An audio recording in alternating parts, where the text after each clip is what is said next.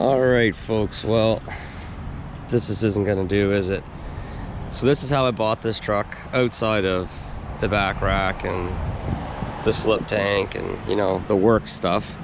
But this is how I bought it as far as tires go. Now you guys know that I put 35s at least on everything, so of course it's gonna get 35s. A little different though, two 95, 65, 20s.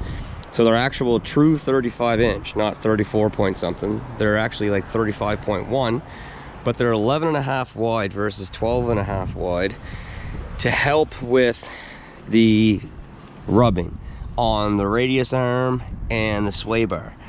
So we should be able to make this happen, hopefully. If I need to get spacers to bring it out, I will. I'm gonna keep the factory wheels for now. I do plan on getting wheels down the road, but hey, who knows? Who knows what's gonna take place? But for now, I'm pretty excited to put the new tires on. Tire I haven't tried yet, tire I wanted to try for a while. There's some mixed reviews on it actually. But anyway, here it is. Now, let's see what this thing looks like with 35s, to see how it hauls, to see the fuel mileage, and see if you can make this work without having a leveling kit or spacers with factory wheels. There it is, looking much better, much better. So no level, no lift, no spacers, no nothing. 295 65 20s fit on a stock height 4th gen Ram with mud flaps, and there's no rubbing on the mud flaps. There is rubbing a very little bit at full lock. I was driving around town a bit. I went through a drive-through, I made a couple stops, and just driving around I don't notice it at all. And in a parking lot, if you go to a full lock, it is rubbing up here on the sway bar control arm, and I think it's rubbing on the radius arm. Yeah, you see a little bit of rubbing right there in the radius arm, but nowhere on the plastics, nowhere on the mud flap at all. So a spacer would correct that. A spacer would bring you out and correct that. So I might look at like an 1.5 inch spacer or something if I'm gonna keep these wheels for a little while. I wouldn't mind keeping the wheels. I actually do like the wheels. I might even dip them. It's hard to say. So what did I get for a tire? These are the Toyo Open Country AT3. So a very nice tire. Driving extremely quiet, extremely smooth. I have not checked the pressure in these yet. I will check the pressure in them because I typically like to run like 50 to 55 in the front and like 60 to 65 in the rear. I just find that I get better wear that way. What do these call for? Where does this say? They're a load range E, 80. So it says 80 PSI. I'm not gonna do that. They probably did what the tire says, so there's probably 80 PSI in here. So these have a little bit of a higher rating than the 35s, 12.5 50s. Single wheel, these are 4,080 pounds per tire. Crazy. So why did I go with these versus the 35, 12, 50, 20s? Well, because of rubbing. You know, these are 11.5 wide and they still rub, and I don't want a great big spacer or offset wheel, so that's why I went with these. These were cheaper. They're cheaper than a 35. The weight rating is higher. Basically I wanted to try these out. I've ran 35s on everything. I wanted to try these out. They are a little narrow. They don't come out, you know, I'll get a better shot of this, but they're still tucked inside a little bit. But I mean, they're still pretty wide. It's not a small tire by any means, but they are a true 35, so they're actually a bit taller than a 35, 12, 50, 20, believe it or not. But anyway, we'll jump in the truck, go for a little trip down the road. You can see barely rubbing there. can't see that one. Well, first off, full lock. Don't feel anything backing up. Full lock to the driver's side. I mean, you can just barely feel that. Let off just a little bit, nothing. You hardly even, like, you'd have to know that it's doing it to feel it. If you just jumped in this truck and drove it without putting these tires on it, you'd never feel it. Passenger side, again, it's just a little bit right there at full lock. You let off just a little and nothing. So these are good. Like, this is a good setup. I can see why some guys go with this. Now we're cruising, and you honestly can't tell the difference from the factory tires to these at all.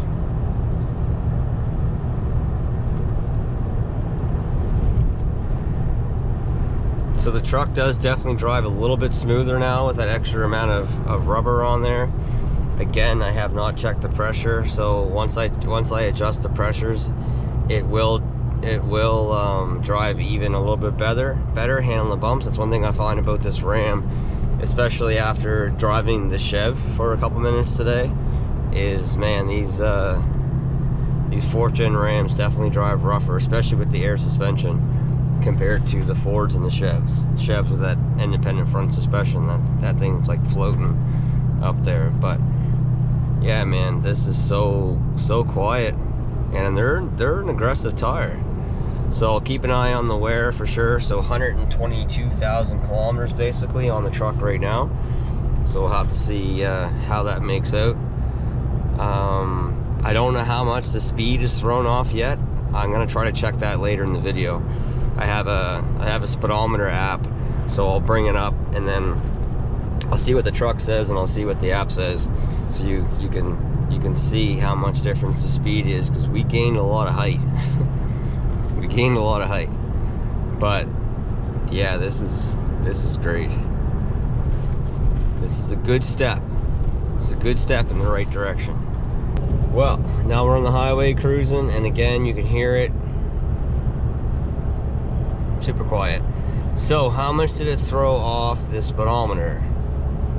So right now the truck is saying that I'm doing between 97.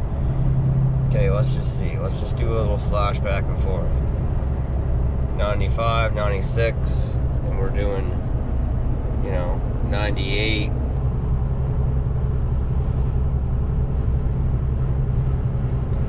It's like 3 to 4 kilometers. So it's like 3 to 4 kilometers an hour in the difference, which is typical, which is what I see pretty much every time that I throw 35s on one of these trucks or on a Ford or whatever. It's like 3, 4 in the difference. That's what they are. RPMs are a bit lower for sure. That makes sense. But as far as power, feel, and sound and all that, it honestly doesn't feel any difference at all as far as power goes. Definitely rides nicer. Looking forward to hauling with it. But yeah, questions answered. You can fit full lock. It will barely rub, but you can do it. All right, folks, so this is gonna pretty much wrap it up. This video was more of, can you? This was more of a, can you fit these tires on a stock height 4th gen Ram? The answer is absolutely you can. I've watched some videos. Man, sometimes YouTube can be so deceiving. You really got to watch a video of someone like me just doing this to their own truck. Don't watch videos of people trying to sell tires, or sales guys, or trying to sell a truck or whatever and saying, oh, 35s, they don't rub, whatever. Yes, they're gonna rub. A true 35, 12.5, 20 would rub a bit more because it's wider. This is a really good size. This is the perfect size tire. If you're looking to get some more height, but you're looking to stay with your stock wheels and you're not looking to do spacers or anything like that, because you barely notice the rubbing. Like I said earlier, the only reason why I even notice it is because I know that it's there, because I did it for that reason. And it's just rubber on metal. It's not like you're scraping on plastics, because there's nothing worse than the sound, maybe a baby crying. There's nothing worse than the sound of rubber scraping on plastic. It just sounds terrible. But I'm really happy with how it turned out. Will I stick to this size? It's hard to say, because I do plan on putting some spacers on this, maybe to start out with, but I do want to put some wheels on this truck at some point. But to start out with, it's great. This video is not much about the Toyos, the open country AT3s. I'll sort of do a separate video on that, like, you know, hauling with them, longevity, obviously, because I've heard some mixed things. I've heard guys say that they really like these tires and they get a lot of wear of them, and then I've heard guys say that they didn't wear near as good as what they thought they were going to. But again, I like trying new stuff to show you guys, because if I had to pick one tire that I've used this whole time and just put all my trucks with, it's the Falcon Wild Peak AT3W. I get asked that question so much. Of all the tires that you've tried, which ones are your favorite? And those ones are the Firestone Destination XTs, are pretty close. The General Grabbers have been good. BF Goodrich, the Open Country AT2s were good, but the Falcon was the best. So if I was to pick one tire and just stick with it for all my trucks, that would be the one. But I like trying different things, you know, why not? But anyway, that's one last final shot of the truck. It looks way better. I'm used to the tires being a bit wider, I'm not gonna lie. The wider tire would look a little bit better. These are quite a bit cheaper than a 35, and you get a higher weight rating, and they're really close to the look. Guys, that is gonna do it for this one. Pretty quick video. Hope this helps a lot of people, because I was coming from a Ford. I literally just put 35s on everything, and I know there's no issues whatsoever. Stock wheels, 35, the Fords fit, no rubbing, nothing. But getting into a Ram, I didn't know what to expect, so I started doing some YouTube searching, and yeah, I got some mixed stuff going on there. So here it is. Take it from me, I'm not trying to sell you nothing, just my experiences. So that's it. So until next time, folks, take care, stay safe, and we'll see you then. Bye.